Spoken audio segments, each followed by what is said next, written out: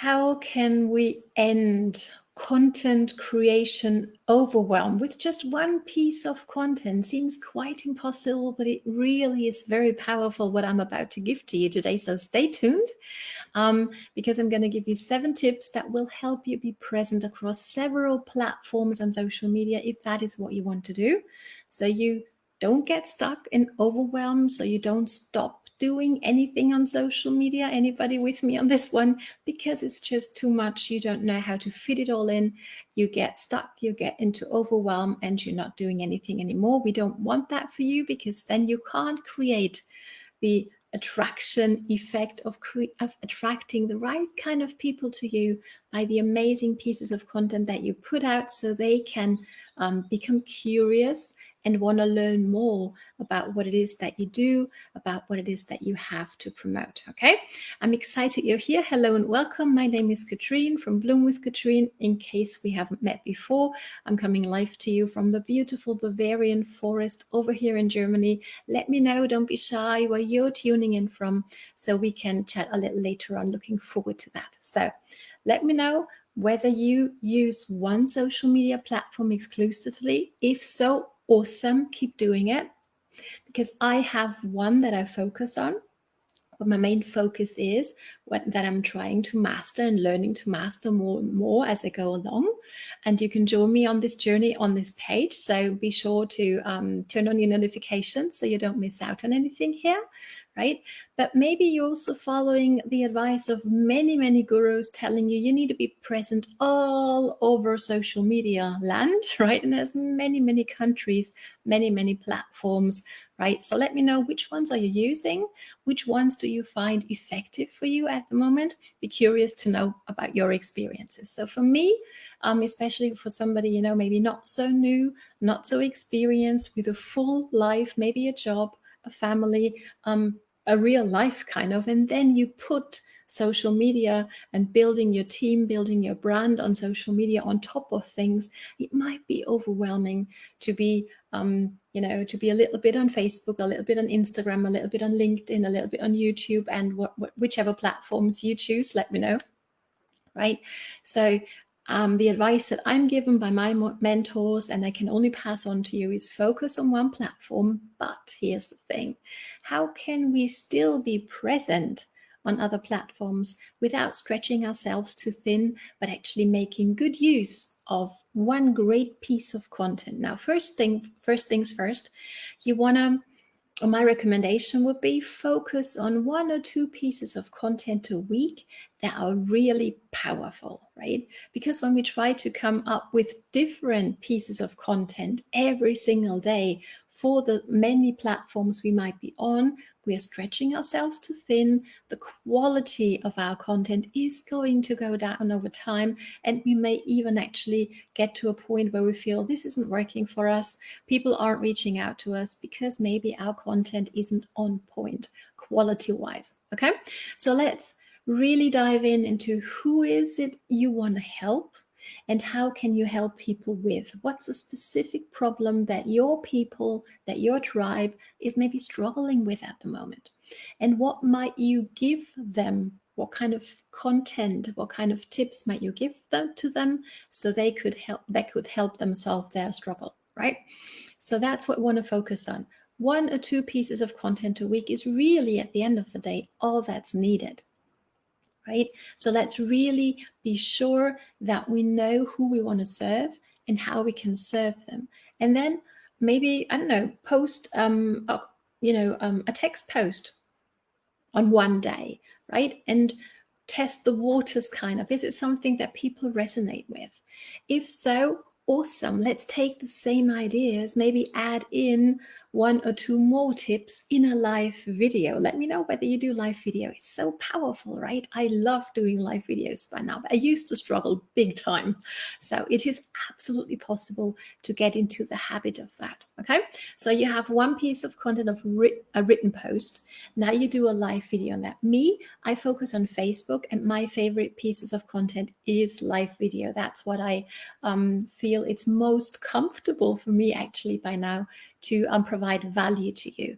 But what's yours? Let me know. Do you feel more comfortable writing a text post? Awesome. Keep doing it, right? Hone in on that skill so you can become a master of that. So you have a written post, you do your live video. Now what do, right? You on Facebook. Now maybe you want to do something on LinkedIn and on YouTube and on Instagram. I don't know where else you might be, right? So how might we repurpose this one piece of content? Well, whether you do your live video on your personal profile or if you have one on your business page, know that you can download these obviously to a computer, to your desktop, and then you can repurpose it. You might choose to upload it to your YouTube channel, which is what I do. Also to save my work, right? In case something should, should happen with Facebook. So I'm safe with all the work that I've put in already, providing value to my tribe, right? So that's a good idea anyhow. So I upload my downloads, I take them and I upload them to YouTube. You can do the same on Insta TV, right? So that's already several things you might do. You could also just take the URL of your video and, write an email to your list if you have a few people who are following you, who are looking forward to your emails, right?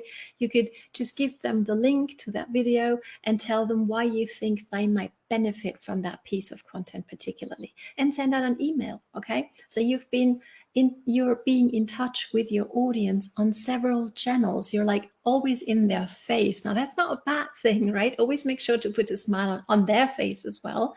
But I have people ask me, Katrin, how do you do that? Like whenever I open up my computer, you're there. I mean, I like it, but how do you do it? This is like some of the secret sauce that I'm using. And I hope this is helpful for you so far. Let me know. What else might you do? Maybe you have a website of your own and you do blog posts there. You could also repurpose your text post and your live video, put them together into a blog post, and you've got something going on there as well. Okay. And of course, when we're talking about Facebook and business pages, you might choose to boost, to click on boost the post, boost your live video, but make sure you know what you're doing when it comes to that. If you need help with that, feel free to reach out. I'm more than happy to show you a few tricks that can help you attract exactly targeted, the right kind of people whom you would like to reach out to you and ask you for more information, which is a great, great feeling. I really want to help you achieving that and having that in your life. It's such a game changer for me. So what does it do? It gives us more time freedom. Absolutely, right? You do your work once well as you possibly can, right? Always over deliver kind of when it comes to your value, to your content.